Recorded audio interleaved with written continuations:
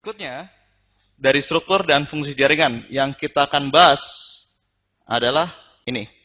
Nah, batang. Kita lihat dulu, kalau saya gambar batang, tanaman, nah, contohnya gini deh. Hmm, walaupun nggak terlalu mirip. Nah, batang tanaman ini, kita lihat, ada daerah, lagi-lagi kita ketemu kata ini nih, meristem. Lalu, ada daerah luar yang disebut, nah, lagi-lagi saya, derma itu dari kata dermis. Proto itu artinya pertama. Protoderma atau ini akan berkembang menjadi daerah kulit yang pertama, menjadi lapisan kulit luar kan, epidermis. Meristem sendiri nanti akan menjadi, kita sudah kenal sebelumnya, korteks atau bagian utama dari suatu tumbuhan. Nah, di dalamnya batang ada bagian namanya ini nih, prokambium. Prokambium, kalau protoderma berkembang menjadi epidermis, prokambium akan berkembang menjadi, jangan dilupakan pembuluh ini, xilem, floem, atau disebut juga jaringan vaskular. Oke, sekarang kita sudah tahu bagian-bagian utama dari batang. Nah, sekarang kita fokus jika lagi-lagi kita potong secara melintang, artinya seperti ini. Nah, ya kita potong secara melintang, apa yang terjadi? Sekarang kita coba bandingkan antara batang monokotil dan batang dikotil. Tahu kan apa yang dimaksud monokotil dengan dikotil? Saya tulis di sini. Contoh dari monokotil adalah pohon kelapa. Contoh dari dikotil adalah pohon mangga.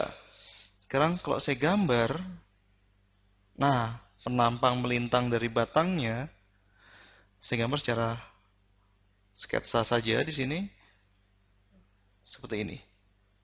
Nah, sedangkan dikotil itu agak seperti lebih teratur, seperti ini.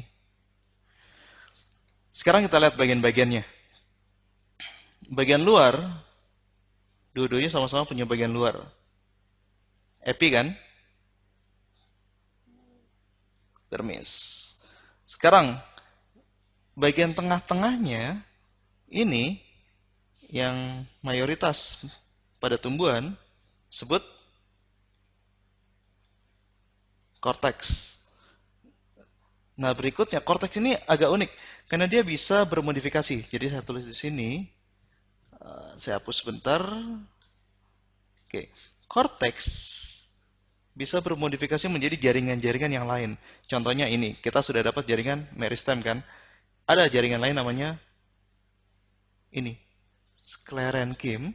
Sklerenkim ingat ya? Ingat dari kata skeleton, sklerenkim berarti jaringan yang kuat, sangat kaku. Berikutnya ada juga jaringan yang namanya ini, kolenkim, untuk penyokong. Nah, dua jaringan ini modifikasi dari korteks untuk memperkuat. Asalnya semua itu dari meristem.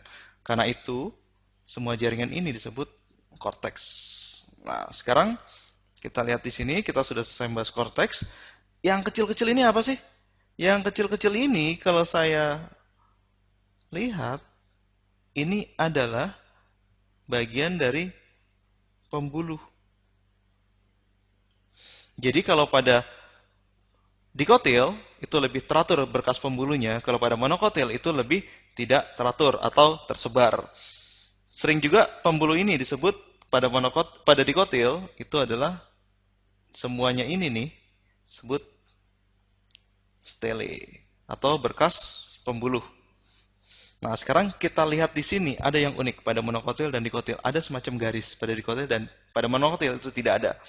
Bagian ini yang spesial pada dikotil disebut kambium. Kita sudah belajar tentang pertumbuhan memanjang ke atas dan pertumbuhan ke samping. Jadi kalau ada tanaman, ini dia akan tumbuh. Satu, memanjang ke atas atau ke bawah, disebut juga pertumbuhan primer oleh si meristem.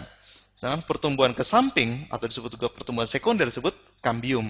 Maka dari itu, tumbuhan-tumbuhan di kotil itu biasanya batangnya itu diameternya besar kan? Coba lihat pohon beringin.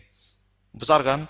Kalau yang pernah lihat ke daerah film-film di Amerika Utara, ada pohon namanya sequoia. Itu sampai 10 orang merentangkan tangan itu nggak nyampe itu.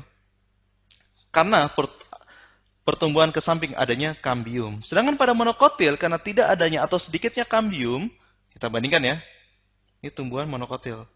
Pohon kelapa, di mana-mana itu diameternya maksimal ya segitu-gitu aja. Sedangkan pada dikotil, dia bisa tumbuh ke samping. Oke, jadi saya ulang lagi. Struktur dan fungsi jaringan, terutama pada batang, itu ada bagian namanya meristem, menyembelah menjadi sclerenchyme dan collenchyme, ini dinamakan korteks. Saya sebut korteks. Dan bagian luar, awalnya itu namanya protoderma, kulit awal, berubah menjadi epidermis. Dan bagian dalam sebut prokambium. Kambium ini adalah jaringan yang membelah ke samping, menjadi xilem dan phloem. Nah, pada tumbuhan monokotil, sini adalah sifatnya pembulunya tersebar. Ini kalau saya perbesar itu bentuknya seperti ini nih. Nah, bagian dalam adalah bagian xilem, luar adalah phloem.